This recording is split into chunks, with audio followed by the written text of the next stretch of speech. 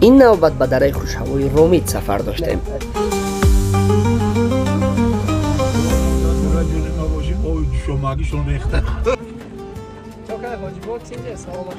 برای به دهه صیاد رومیت رفتن ما را با بوی فخریدین راهنمایی میکرد. اینجا آبیلوی نام داره. عجب جای خوشهوایی.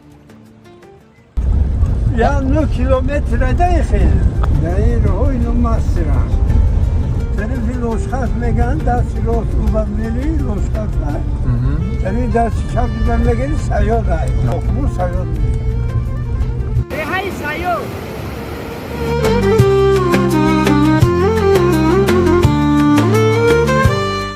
کودکای شوخ و خورسندی اید قشلاق باشه انا همیخ زندگی آسوده داشتن.